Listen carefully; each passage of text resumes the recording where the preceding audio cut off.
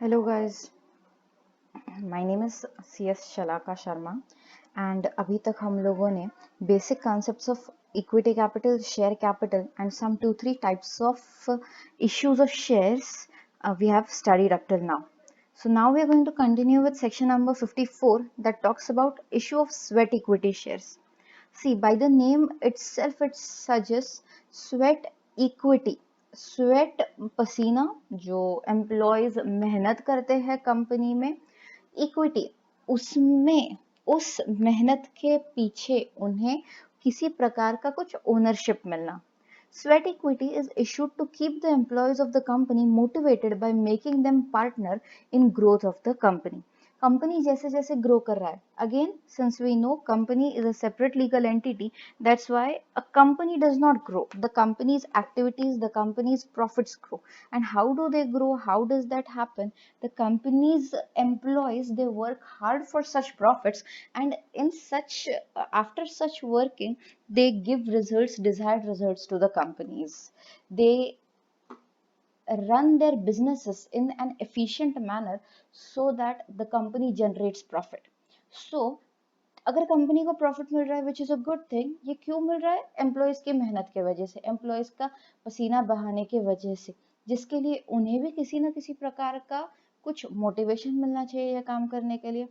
सो उन्हें किसी प्रकार का मोटिवेशन देना या उन्हें जो मोटिवेट करने के लिए partner in growth of the company, मतलब कंपनी में जैसे कंपनी जैसे ग्रो कर रहा है वैसे ही इन एम्प्लॉयज को भी उस ग्रोथ में, उस प्रॉफिट में, उस बेनिफिट में कुछ शेयर्स मिलना, इसे स्वेट इक्विटी शेयर्स कहा जाता है. So sweat equity shares by the name very suggest that the employees of the company, they work hard for the company, they work hard in a manner that the company grows, in a manner that the company earns profit, and when the company earns profit and such profit is shared between these employees by way of ownership. हमने ownership पहले ही slide में देखा था. Ownership क्या था? Membership. और membership कैसे मिलता है? इक्विटी से, by giving certain equity shares to the company, to these employees. So sweat equity is issued to keep the employees of the company motivated by making them partner in growing concern, in growth of the company. Let us see. Section 54 of the Companies Act provides the conditions where a company may issue sweat equity shares of a class of shares already issued. मतलब किसके sweat equity shares? जो class of shares already company issue कर रहा है, which may which as the name suggests itself is a part of equity shares. Okay, let us see. अब ये कौन से टाइप के शेयर्स कंपनी इशू कर सकता है? स्वेट इक्विटी नाम ही बोल रहा है, इक्विटी शेयर्स कंपनी इशू करेगा. एंड किसको इशू करेगा? जिन्होंने स्वेट, जिन्होंने पसीना बहाया है उन्हीं को इशू करेगा. So who are those? They are its employees और the directors. And at what consideration? At discounted consideration. Let's say for example there's a company A Limited जिसका ex employee है. एक्स एम्प्लॉय होने के वजह से उसने उस कंपनी के लिए काम करने की वजह से, उसने उस कंपनी के लिए मेहनत करने के वजह से उसे एक डिस्काउंटेड प्राइस पे जब कंपनी कुछ शेयर्स इशू कर रहा है, in such a case it is called as a sweat equity shares. Now as the word discount appears, we have to quickly go to section number 53. Section number 53 क्या बोलता है?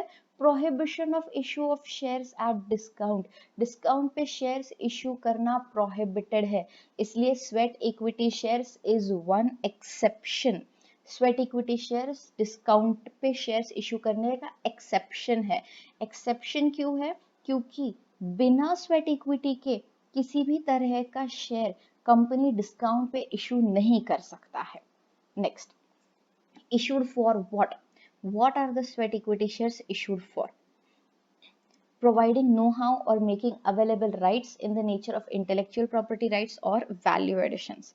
किसी प्रकार का कोई know-how provide करना या किसी प्रकार का intellectual property right acquire करने के लिए जब कंपनी के एम्प्लॉयज उसकी सहायता करते हैं, उसके लिए मेहनत करते हैं, उसके अगेंस्ट कंपनी उन्हें ओनरशिप में जब कुछ हिस्सा दे तो वो स्वेट इक्विटी शेयर्स के थ्रू दे सकती है. What is the consideration for this sweat equity shares? This may be cash consideration or it may be some kind consideration. Kind मतलब क्या? Kind मतलब कोई भी चीज which is not cash, which may also be a service. Okay, next. अब कौन सी employees को देना अलाउड है? क्या कोई भी एम्प्लॉय को देना अलाउड है, या इन्होंने एम्प्लॉय कौन है उसे डिफाइन किया हुआ है? डेफिनेटली इस एक्ट में एम्प्लॉय कौन होता है उसे डिफाइन किया है, एंड इन्हीं एम्प्लॉयज को स्वेट इक्विटी देना अलाउड है. इनके अलावा दूसरे एम्प्लॉयज को स्वेट इक्विटी देना अलाउड नहीं है. The first one is a permanent employee of the company who has been working in the company in India or outside India for at least 1 year. कितने time के लिए, कितने time से काम कर रहा है? 1 साल से. 1 साल से काम करेगा तभी तो पता चलेगा ना वो मेहनत कर रहा है या नहीं कंपनी के लिए, या प्रॉफिट आने पर पता चलेगा उसका उसमें कुछ रोल है या नहीं. दैट इज द रीजन सबसे पहले क्या देखना है हमें, that such person should be an employee of the company जो कितने टाइम से काम कर रहा है? 1 साल से काम कर रहा है. Next, a director of the company whether a whole time director or not. कोई भी कंपनी का डायरेक्टर हो वो पर्सन भी कंपनी की स्वेट इक्विटी के लिए एलिजिबल हो सकता है. An employee or a director as defined above of a subsidiary in India or outside India or of a holding company of the company. X limited है, X limited की subsidiary है Y limited. Y limited का employee या director as defined above, okay, which means a permanent employee या फिर whole time director और other director. किसका? X limited is the original company, उसका Y लिमिटेड सब्सिडियरी है. अब Y लिमिटेड का कोई एम्प्लॉय हो या Y लिमिटेड का कोई डायरेक्टर हो, वो पर्सन को भी स्वेट इक्विटी इशू किया जा सकता है. Vice versa, X limited is the original company, Y limited is the subsidiary, Z limited is the holding company. Z limited का अगर कोई डायरेक्टर या एम्प्लॉय हो उसे भी स्वेट इक्विटी इशू किया जा सकता है. यहाँ तक स्वेट इक्विटी के कुछ कंसेप्ट्स हमने देखे हैं. लेट अस सी आगे conditions for issue of sweat equity shares. Sweat equity shares again जैसा हमने डीवीआर के टाइम पे देखा, हमने सिक्योरिटीज एट प्रीमियम इशू किए तब देखा, that there are certain conditions और देयर आर सर्टेन कंप्लायंसेस जो कंपनी को, अगर कंपनी पैसा रेस कर रहा है तो करना ही पड़ेगा. कंपनी अगर पैसा रेस कर रहा है तो उसके बारे में रिपोर्टिंग तो करनी ही पड़ेगी. इसमें क्या क्या कंप्लायंसेस है? A company may issue sweat equity shares of a class of shares already issued if the following conditions are fulfilled. First, authorized by a special resolution passed by the company in the general meeting. अब देखिए special resolution का मतलब क्या होता है? ऐसा कोई voting option या ऐसा कोई पोल जिसपे जितने लोगों ने नो बोला है ना उसके कम से कम 3 टाइम्स या उससे ज्यादा लोगों ने यस बोलना चाहिए. which means 75% of the votes should be in favor than those which are against that resolution. ऐसा क्यों जरूरी है? Let us say for example A B C D and E 5 लोग हैं, ये पांचों कंपनी के शेयर होल्डर्स हैं. ये जो कंपनी के शेयर होल्डर्स है, इन शेयर होल्डर्स के पास एक ऑप्शन जाता है, एक रेजोल्यूशन जाता है, एक ऐसा क्वेश्चन उन्हें प्रेजेंट किया गया है कि उन्हीं के साथ और कोई पर्सन है, लेट्स से एफ एंड जी, ये दोनों को भी कंपनी के इक्विटी शेयर होल्डर्स ही होने वाले हैं. लेकिन जब ये एफ और जी इक्विटी शेयर होल्डर्स एक्वायर कर रहे हैं तब वो उस अमाउंट से कम में एक्वायर कर रहे हैं. कौन सी अमाउंट से कम में एक्वायर कर रहे हैं? वो अमाउंट जो A B C D and E ने पे किया था कंपनी को शेयर्स एक्वायर करने के लिए. क्यों ऐसा? Because they are acquiring it at a discounted price or on a consideration other than cash, since they already are the employees of the company, because they are the employees of the company. However, now when the benefits, when the powers of members or equity shareholders are going to be divided, are they still going to be distributed within 5 members, that is A, B, C, D, E? No, automatically it will be divided into 7 members, or it will be distributed among 7 people. That is the reason why a special resolution or a special consent, a majority consent is required from the existing 5 people, whether or not they allow someone else to encroach in their power of the membership. तो sweat equity के लिए बहुत ज़रूरी है, sweat equity के लिए members से, existing members से जनरल मीटिंग में स्पेशल रेजोल्यूशन लेना. Try to put this on yourself, अपने आप को एग्जाम्पल में रख के देखिए. अगर आपके पास एक कंपनी, आप अगर कोई शेयर्स कंपनी के ले रहे हैं, वो शेयर्स 100 रुपीज में ले रहे हैं, एंड आपके ही अगेंस्ट कोई और उन शेयर्स को 80 रुपीज में ले रहा है. ऐसे टाइम पे जब कंपनी उनको 80 रुपीज में शेयर्स देना चाहती है, तो क्या कंपनी आपसे कंसेंट ले, या रादर क्या आप चाहोगे कंपनी आपसे कंसेंट ले? And there is your answer. That is why the first condition or the first compliance is there must be a special resolution. In this special resolution, the following should be clearly mentioned. क्या क्या चीज़ें clearly mention होनी चाहिए special resolution में? सबसे पहला, number of shares. Again, coming back to our example, like I said, put yourself in the position of that existing shareholder. You will definitely ask the first thing, कितने number of shares दे रहे हो आप उसको? Second, क्या market price पे दे रहे हो? Third, market price ये दे रहे हो, पर कंसिडरेशन क्या ले रहे हो उससे? कैश है, नॉन कैश है, डिस्काउंटेड है? नेक्स्ट, डायरेक्टर्स और employees to whom such equity shares are to be issued. किसको शेयर्स इशू करने वाले हैं, किसे शेयर्स इशू करने वाले हैं? ये कुछ बहुत ही बेसिक से सवाल है जो आपको किसी ने अगर आपसे कंसेंट मांगा कि आप के साथ किसी और को हम ये शेयर्स इशू कर रहे हैं, तो basic consent, being an existing member, being an existing owner of the company, आप इतने बेसिक सवाल डेफिनेटली पूछेंगे. यही 4 चीजें रेजोल्यूशन में क्लियरली मेंशन्ड होनी चाहिए. Next, now what if the equity shares of the company are listed on a recognized stock exchange? The sweat equity shares issued in accordance with the regulations made by SEBI. When the company is unlisted, we are following Companies Act. When the company is listed, we also have to follow SEBI rules, and it is as simple as that, that we also have to follow SEBI rules. Okay, let us see, आगे देखते हैं और क्या क्या है. हमने अभी तक क्या क्या देखा हुआ है. We started with section number 43, which was types of issue. Then we immediately went up to section number 52. In section number 43, we also saw, along with types of issues, shares with differential voting rights.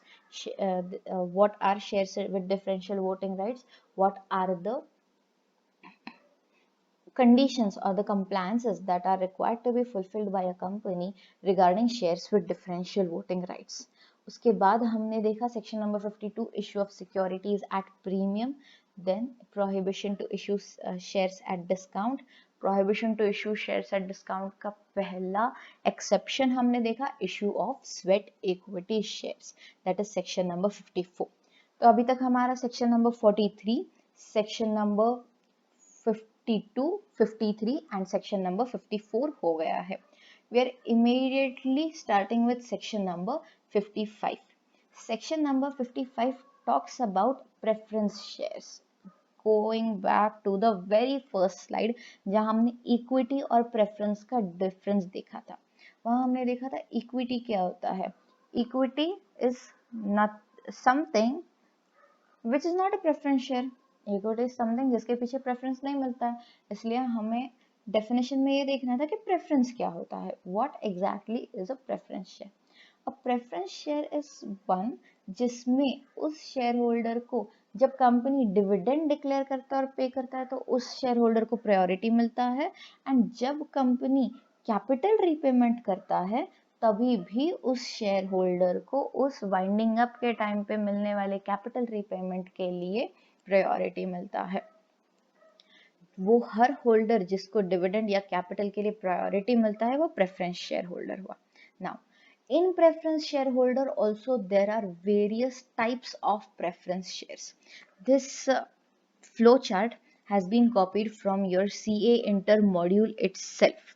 Okay, so what are the basic categories जिसमें preference dividend preference shares bifurcate किए जाते हैं या categorise किए जाते हैं।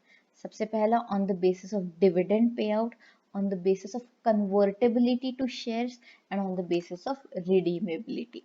सबसे पहला डिविडेंड पे करने के बेसिस पे किस प्रकार से प्रेफरेंस शेयर्स डिफाइन किए जाते हैं या बाइफरकेट किए जाते हैं या कैटेगराइज किए जाते हैं। इसमें 4 टाइप्स होते हैं, cumulative, non cumulative, participatory, non participatory. अब क्यूमुलेटिव एंड नॉन क्यूमुलेटिव क्या होते हैं? क्यूमुलेटिव मतलब कोई चीज एक्यूमुलेट होना मतलब कोई चीज इकट्ठा होना, कोई चीज गैदर होना। ओके, नाउ अगर मानो 1 साल का dividend company due to some unavoidable circumstances और रीजंस नहीं पे कर पाती है तो क्या? तो if the preference share is a cumulative preference share, वो साल का डिविडेंड उन प्रेफरेंस शेयर्स पे नेक्स्ट ईयर तक एक्यूमुलेट हो जाएगा। That is what is a cumulative preference share, अगले साल तक एक्यूमुलेट हो जाएगा। And if it is a non cumulative preference share, वो एक्यूमुलेट डिविडेंड नहीं होगा। If it is a participatory preference share, company के जो सरप्लस असेट्स होंगे प्रेफरेंस शेयर होल्डर्स को भी एक ऑप्शन मिलेगा उसमें, या जो भी सरप्लस शेयर रहेगा कंपनी का उसमें पार्टिसिपेट करने का। And if they are non participatory preference shares, company के इन प्रेफरेंस शेयर होल्डर्स को उसमें पार्टिसिपेट करने का, सरप्लस में पार्टिसिपेट करने का ऑप्शन नहीं मिलेगा। On the basis of convertibility to shares, convertibility can be mandatorily convertible, optionally convertible, partially convertible, fully convertible और non convertible। सिंपल सी चीज पहले देख लेंगे, नॉन कन्वर्टेबल। अगर मैं किसी कंपनी के प्रेफरेंस शेयर्स लेती हूँ NCPS, that is non convertible preference shares, ऐसे टाइम पे मैं अपना उस शेयर का फिक्स्ड ड्यूरेशन समाप्त होने पर उन्हें इक्विटी शेयर्स में कन्वर्ट नहीं करवा सकती हूँ। उससे कन्वर्ट ना कर पाना is called as non convertible preference shares. अब देखते हैं कौन से इसमें कन्वर्ट कर सकते हैं। Mandatorily convertible, optionally convertible, partially convertible और fully convertible. Mandatorily convertible, mandatorily convertible is something at the time of redemption or after a fixed duration my preference shares will automatically get or mandatorily get converted into equity shares of the company. Optionally convertible, I as a holder have an option whether or not to convert it into equity shares. Partially convertible, some of the preference shares will be converted into equity shares while others may not be converted into equity shares. Fully convertible, the lot of preference shares that I have, जितने भी preference shares मेरे पास है वो सारे preference shares fully पूरा lot equity shares में convert हो जाएगा, उसे कहा जाता है fully convertible preference shares. And the last category is on the basis of redeemability. Redeem करना मतलब क्या? लेट्स से मैंने कंपनी से 10 लाख प्रेफरेंस शेयर्स इन्वेस्ट किया है for a period of 3 years. At the end of 3 years company will purchase it's preference shares back and will pay me my 10 lakh rupees. Now, in such a case, these preference shares which the company buys back are called as redeemable preference shares, and such preference shares which I have given in the company, which are in such cases when there is no end date कि कब तक company मुझसे ये purchase करेगा या कब मुझे इसका वापस पैसा मिलेगा, मेरे ये प्रेफरेंस शेयर्स का जब कोई एंड डेट नहीं है तो ये preference shares irredeemable preference shares हो जाते हैं। ये बेसिक कैटेगरीज है, इन कैटेगरीज पे प्रेफरेंस शेयर्स बाइफरकेट किए जाते हैं।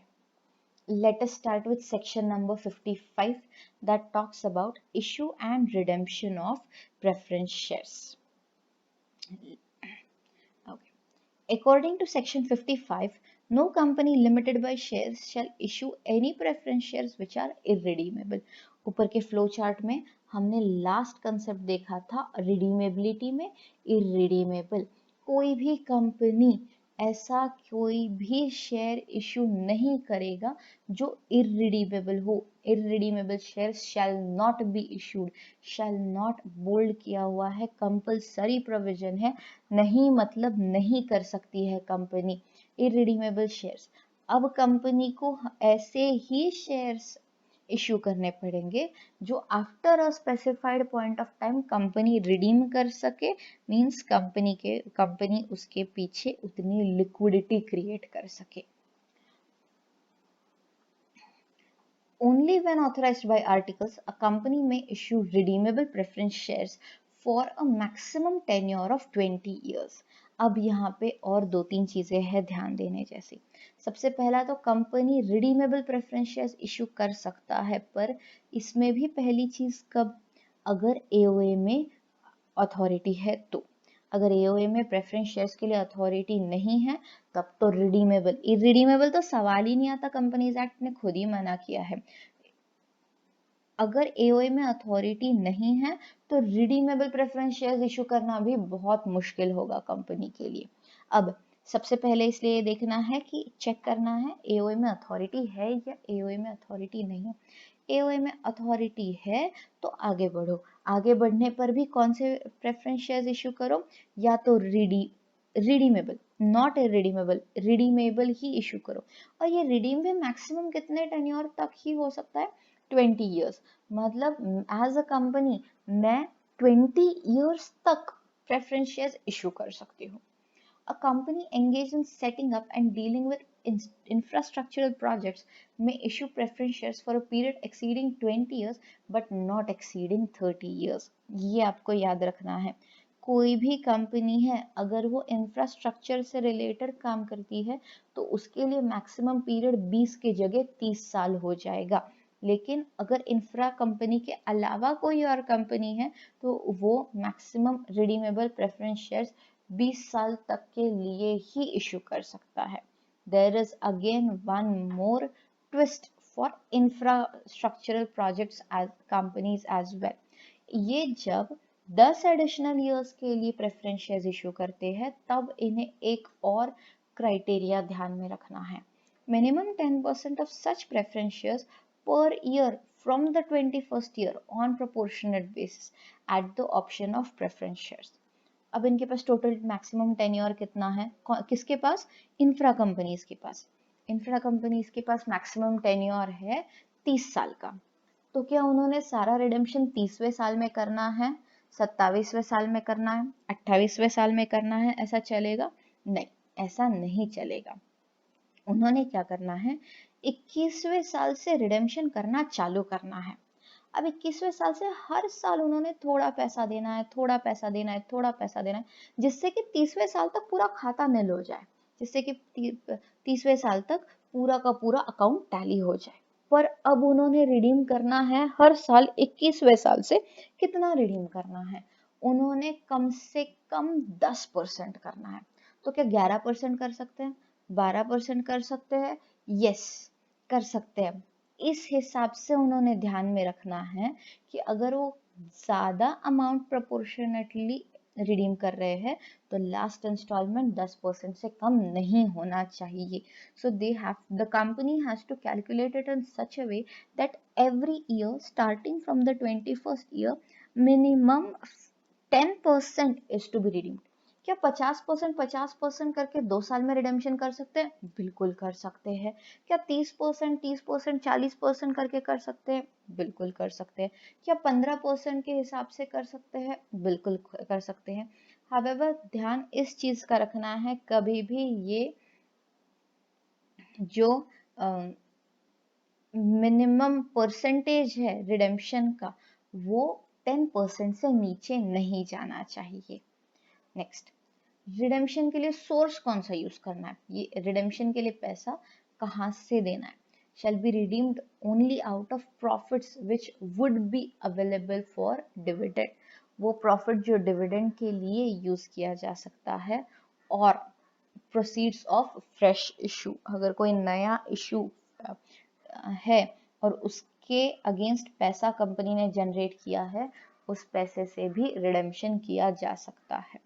Only fully paid up shares to be redeemed, अभी तक शेयर होल्डर से पैसा आया नहीं और हम शेयर होल्डर को पैसा दे रहे हैं, बहुत नाइंसाफी है, ऐसा तो नहीं चलेगा। इसलिए सबसे पहले जो प्रेफरेंस शेयर होल्डर्स है उनकी तरफ से अगर पूरा पैसा आया हुआ है तो ही वो पैसे के अगेंस्ट हम रिडेम्पशन कर सकते हैं। A sum equal to the nominal amount of the shares to be redeemed be transferred to a reserve called capital redemption reserve account। देखिए, this is a reserve account. Reserve account हम कहाँ बनाते हैं, reserves and surplus के head में, जो कहाँ जाता है, बैलेंस शीट में कैपिटल लायबिलिटीज में। Okay, reserves and surplus head में there are various account, that is free reserves, हमने सेक्शन 52 में देखा है, सिक्योरिटीज प्रीमियम अकाउंट है, देन हमने उसके बाद we have debenture redemption reserve, we have deposit repayment redemption reserve, similarly we have a capital redemption reserve account। Simple है, let's go word by word. Capital, जो पैसा हम रेज कर रहे हैं, हमने जो पैसा रेज किया था हम उसे रिडीम कर रहे हैं, इसलिए कैपिटल रिडेम्पशन, ये कैपिटल हमें रिडीम करना है, इसलिए हमने एक अकाउंट में रिजर्व मेंटेन किया था। दैट्स व्हाई मैं जब प्रेफरेंस शेयर्स इशू कर रही हूँ, I am aware that I have to redeem it. How? Because Companies Act has expressly prohibited issue of irredeemable preference shares।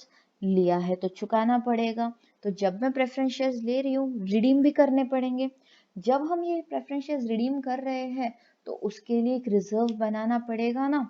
ये रिजर्व कौन सा रिजर्व होता है, कैपिटल रिडेम्पशन रिजर्व अकाउंट।